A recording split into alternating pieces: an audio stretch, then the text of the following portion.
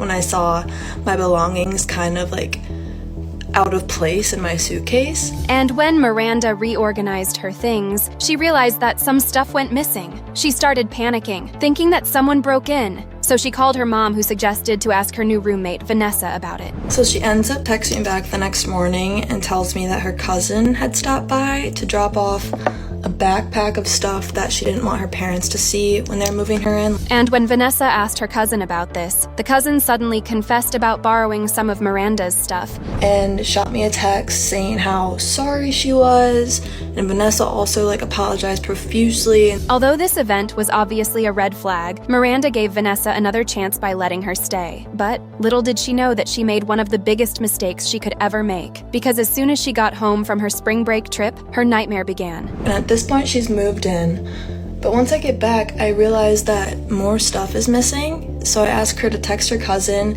and see if she can return the other stuff that she borrowed from me, but she can't get a hold of her for some reason. But while Miranda had decided to shrug that off, this happened. My mom texts me and asked why I decided to buy myself insomnia cookies on my emergency credit card. And of course, Miranda was surprised because she didn't make that purchase. So Miranda started to investigate with her boyfriend, and when they searched through the trash, Miranda discovered the culprit behind the insomnia cookies. Sure enough, we find a receipt that has the exact amount, date, and time that matches my credit card statement. And that's when it hit Miranda that Vanessa had been the real culprit since day one.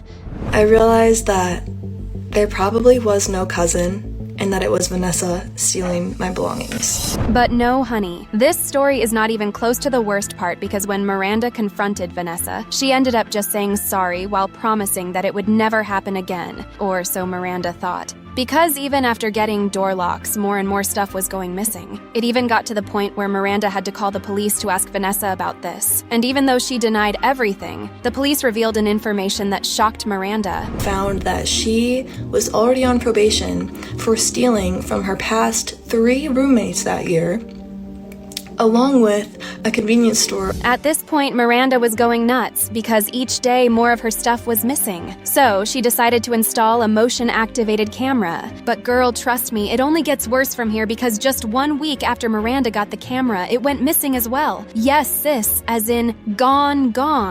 So I end up calling my parents, and they're so fed up with the situation at this point that my dad just drives right up to campus to confront her and kind of get to the bottom of it. And when he gets there, he asks her about the camera, and she denies even knowing about it.